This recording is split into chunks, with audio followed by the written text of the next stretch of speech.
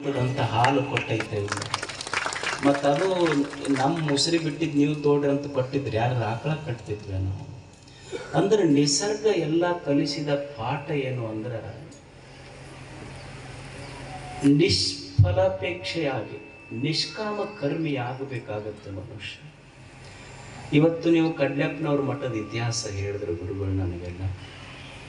ಹಿಂದ ಕಡ್ಲೆಪ್ಪನವರು, ವೀರಪ್ಪನವರು ಆಗಿನ ಕಾಲಕ್ಕೆ ತಮ್ಮ ಸಲುವಾಗೆಲ್ಲ ಯಾರೋ ಪೂಜ್ಯರು, ಯತಿಗಳು, ತಪಸ್ವಿಗಳು ಬರ್ತಾರ, ಅಂಥವರಿಂದ ನಾಡೆಲ್ಲ ಪಾವನಾಗಲಿ ಅಂತ ಒಂದೊಂದು ಮಠ, ಒಂದೊಂದು ಬಾವಿ, ಹಿಂಗೆ 100 ಮಠ ಬಾವಿಗಳು ಕಟ್ಟಿಸದೇ ಇದ್ರೆ ಈ ನಾಡಿನೊಳಗೆ ಕಾವಿ ಬಟ್ಟೆ ಹಿಂಗೆ ಅಡ್ಡಾಡ್ಲಿಕ್ಕೆ ಸಾಧ್ಯತ್ತೇನೆ? ಅವರೆಲ್ಲ ಕಟ್ಟಿಸಿದ್ರ ಫಲ ಅಲ್ಲ ಇಲ್ಲೆಲ್ಲ ಕುಂತಿದ್ದು. ಅಂದ್ರೆ ಅವರ ನಿಷ್ಕಾಮ ಕರ್ಮ ಸಾವಿರಾರು ಯತಿಗಳಿಗೆ ಇಲ್ಲೆಲ್ಲ ಬೆಳಿಲಿಕ್ಕೆ ದಾರಿ ಮಾಡಿಕೊಡ್ತು. ಅದಕ್ಕೆ ಮನುಷ್ಯ ಕಲಿಬೇಕಾದದ್ದೇನು ಅಂದ್ರೆ ಚಲೋ ಕೆಲಸ ಮಾಡ್ಕೊಂತ ಬದುಕಬೇಕು. ಜಿಜೀವಿಷೇತ್ ಶತಂ ಸಮಾಹ. ಉಪನಿಷತ್ತಿನ ಋಷಿಗಳು ಏನು ಹೇಳ್ತಾರಂದ್ರೆ ಮನುಷ್ಯನೇ ಬದುಕನೇ ಹೆಂಗೆ ಬದುಕಬೇಕು ಅಂದ್ರೆ ಕುರುವನ್ನೇವೇಹ ಕರ್ಮಾಣಿ ಜಿಜೀವಿಷೇತ್ ಶತಂ ಸಮಾಹ. ಮನುಷ್ಯ ಭೂಮಿಯ ಮೇಲೆ ಹೆಂಗೆ ಬದುಕಬೇಕಂದ್ರೆ 100 ವರ್ಷ ಬದುಕಬೇಕು. ದೇವರೊಂದು 100 ವರ್ಷ ಆಯುಷ್ಯ ಕೊಟ್ಟನಲ್ಲ, 100 ವರ್ಷದ ಆಯುಷ್ಯ ಹೆಂಗೆ ಬದುಕಬೇಕು ಅಂದ್ರೆ ಚಲೋ ಚಲೋ ಚಲೋ ಕೆಲಸ ಮಾಡ್ತಾ ಬದುಕಬೇಕು. ಹೆಂಗೆ ಬದುಕಬೇಕು ಅಂದ್ರೆ ಈ ಬದುಕು ಕೊಟ್ಟ ದೇವರೇ ಸಂತೋಷ ಪಡ್ತಿರ್ಬೇಕು, ಹಂಗೆ ಸಂತೋಷ ಆಗಬೇಕು. ಈಗ ನೀವು ಒಂದು ಉಂಗುರ ಹಾಕ್ಕೊಂತೀರಿ, ಲಗ್ನದಾಗ ಉಂಗುರ ಹಾಕಿರ್ತಾರೆ, ಯಾರು ಕೊಟ್ಟಿರ್ತಾರ? ಮಾವು ಕೊಟ್ಟಿರ್ತಾರೆ. ಒಂದು ಉಂಗುರ ಕೊಟ್ಟಿದ್ದು ಊರ್ ಮಂದಿಗೆಲ್ಲ ತೋರಿಸ್ತೀರಿ, ಒಂದು ತೊಲಿ ಅದು ಏನ ನೀರು ಕುಡಿಸಿದ್ದಂತಾರಲ್ಲ, ಯಾ ನೀರು ಕುಡಿಸಿದ್ದ? ಎಲ್ಲರೂ ನೀರು ಕುಡಿಸೇ ಕೊಡ್ತಾರ. ಏನು ಅದನ್ನು ಮಂದಿಗೆಲ್ಲ ತೋರಿಸ್ತಾನೆ. ಇದು ಒಂದು ಬಳ್ಳಿಗೆಟ್ಟು ಉಂಗುರ, ಇದು ಮಾವು ಕೊಟ್ಟಿದ್ದು, ಮಾವು ಕೊಟ್ಟಿದ್ದು, ಮಾವು ಕೊಟ್ಟಿದ್ದು. ಅಲ್ಲ, ಆಶ್ಚರ್ಯ ಏನಂದ್ರೆ ಸುಮ್ಮನೆ ಒಂದು ಬಳ್ಳಾಗ ಉಂಗುರ ಕೊಟ್ಟವ ಮಾವನ ನೆನಪು 1000 ಮುಂದೆ ಹೇಳ್ತಿ, ಮತ್ತು ಬಳ್ಳ ಅಷ್ಟೇ ಅಲ್ಲ, ಇಡೀ ದೇಹವನ್ನೇ ನೆನಪು ಕೊಟ್ಟ ಮಹಾದೇವನ ನೆನಪು ಬರ್ಬೇಕಲ್ಲ ಕೊಟ್ಟಾನವ ಅಂತ. ಇದು ಅವ ಕೊಟ್ಟ ದೇಹ, ಅವ ಕೊಟ್ಟ ಬದುಕು, ಅವನಿಗೆ ಸಂತೋಷ ಆಗುವಂದು ನಾವು ಬದುಕಬೇಕು.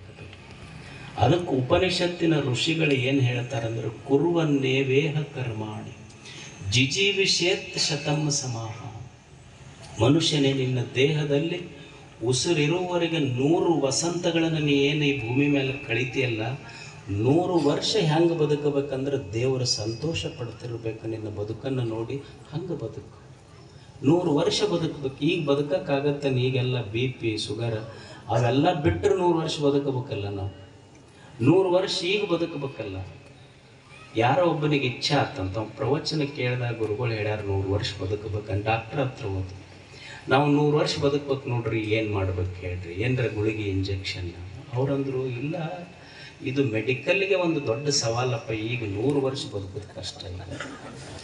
ಆಮೇಲೆ ಅವ್ರು ಜ್ಯೋತಿಷಿಗಳ ಹತ್ರ ಹೋದ್ರು, ಅಲ್ಲ ನಾವು 100 ವರ್ಷ ಬದುಕಬೇಕು ನೋಡ್ರಿ, ಏನರ ಹೇಳಿ. ಅವ್ರು ಗುಣಿಸಿ ಹೇಳಿದ್ರಂತ, 100 ವರ್ಷ ಬದುಕಬೇಕಂದ್ರೆ ಮದುವೆ ಮಾಡ್ಕೊಂಬಿಡಪ್ಪ ನೀನು. ಅವಾಗ ಅವ ಅಂದ, ಅಲ್ಲ ಮದುವೆ ಮಾಡ್ಕೊಂಡ್ರೆ 100 ವರ್ಷ ಬದುಕ್ತೀವಿ ಅಂದ್ರೆ. ಇಲ್ಲ, 100 ವರ್ಷ ಬದುಕುದಿಲ್ಲ, ಮದುವೆ ಮಾಡಿಕೊಂಡ್ರೆ 100 ವರ್ಷ ಬದುಕ್ಬೇಕನ್ನೋ ತಲೆಯಾಗೇನು ಹುಚ್ಚಿ ಬಿಡ್ತೈತಿ ಮೊದಲಿಗೆ. 100 ವರ್ಷ ಬದುಕಬೇಕಂತ ಏನು ತಲೆಯಾಗಿ ಇಟ್ಕೊಂಡಿ ಅಲ್ಲ, ಅದು ಹುಚ್ಚಿ ಬಿಡ್ತೈತಿ ನಿನ್ನ. ಬದುಕುದು ಮನುಷ್ಯ ದೇವರು ಕೊಟ್ಟಾನ, ಹೆಂಗೆ ಬದುಕುದು? ಮಾರ್ಕ್ ಟ್ವೇನ್ ಅಂತ ಹೇಳಿ ಒಬ್ಬ ಪಾಶ್ಚಿಮಾತ್ಯ ತತ್ವಜ್ಞಾನಿ, ಚಿಂತಕ, ಅವ ಹೇಳ್ತಾನೆ, ಈ ಭೂಮಿ ಮೇಲೆ ಬಂದಿಯಲ್ಲಪ್ಪ, ಇಷ್ಟು ಆಯುಷ್ಯದ ಸಾವಿರಾರು ದಿನಗಳನ್ನು ಕಳೆದಿ, ಆದ್ರೆ ನಿನಗೆ ನೆನಪಿಡುವಂಥ ದಿವಸ ಅಂದ್ರೆ 2 ಅಂತ. 100,000 ದಿನಗಳನ್ನು ನಿನ್ನ ಆಯುಷ್ಯದೊಳಗೆ ನೀ ಕಳೆದ್ರು ಸಹಿತ ನೀನು ನೆನಪಿಡುವಂಥ ದಿವಸ 2. ಬಹಳ ಮುಖ್ಯವಾದ ದಿವಸ ನಿನ್ನ ಜೀವನದೊಳಗೆ 2. The 2 most important days in your life are: first is the day when you are born, second is the day when you find out why. ಜೀವನದೊಳಗೆ 2 ಮುಖ್ಯವಾದ ದಿವಸಗಳು. ಒಂದು, ತಾಯಿ ಗರ್ಭದಿಂದ ನಾನು ಈ ಭೂಮಿಗೆ ಬಂದಿದ್ದು, ಇನ್ನೊಂದು, 1ನೇ ದಿವಸ ನಾನು ಹುಟ್ಟಿದ್ದು, 2ನೇದು ಮುಖ್ಯವಾದ ದಿವಸ ನಾನು ಹುಟ್ಟಿದೆ ಅಲ್ಲ, ದೇವರು ನನಗೆ ಯಾಕೆ ಈ ಭೂಮಿ ಮೇಲೆ ಹುಟ್ಟಿಸ್ಯಾನ ಅನ್ನೋ ಪ್ರಶ್ನೆ ನಿನ್ನ ತಲೆಯಾಗಿ ಅಂದು ಉದಯ ಆತಲ್ಲ, ಅದು ನಿಜವಾದ ಜನ್ಮ, ಅದು 2ನೇ ಹುಟ್ಟು. ಯಾಕೆ ದೇವರು ನನಗೆ ಮನುಷ್ಯನಾಗೇನೆ ಭೂಮಿ ಮೇಲೆ ಹುಟ್ಟಿಸಿದ? ಎಷ್ಟು ಆಶ್ಚರ್ಯ ಐತಲ್ಲ. ಈಗ ನೋಡ್ರಿ, ಒಂದು ನಾಯಿ ಐತಿ ಮನ್ಯಾಗ, ನನಗೆ ಡೈನಿಂಗ್ ಟೇಬಲ್ ಮೇಲೆ ಬೆಳಿಗ್ಗೆದ್ದು ದೋಸೆ ಇಡ್ಲಿ ಎಲ್ಲ ಚಲೋ ಚಲೋ ಐಟಮ್ ಇಟ್ಟಾರ. ನನ್ನ ಜೊತೆಗೆ ನನ್ನ ಮನೆ ನಾಯಿನೂ ಐತಿ, ಅದಕ್ಕೆ ತಂಗುಡ್ ರೊಟ್ಟಿ ಒಗಿತಾರೆ ಎಲ್ಲರೂ ತಂದು. ಅಲ್ಲ, ಅದಕ್ಕೂ ಒಂದು ಜೀವ ಐತಿ, ನನಗೂ ಒಂದು ಜೀವ ಐತಿ. ದೇವರು ಅದಕ್ಕೆ ತಂಗುಡ್ ರೊಟ್ಟಿ ಯಾಕೆ ಕೊಟ್ಟ? ಬೆಳಿಗ್ಗೆದ್ದು ಇಷ್ಟು ಚಲೋ ಊಟ ಕೊಟ್ಟನಲ್ಲ, ಆಹಾರ ನನಗೆ ಯಾಕೆ ಕೊಟ್ಟ ಅನ್ನೋ ಪ್ರಶ್ನೆ ಬೇಕಲ್ಲ ಮನುಷ್ಯನಿಗೆ. ಒಂದು ಕ್ಷಣ ವಿಚಾರ ಮಾಡಬೇಕಲ್ಲ. ನನ್ನ ಮನೆಯೊಳಗೆ ಕಟ್ಟಿದ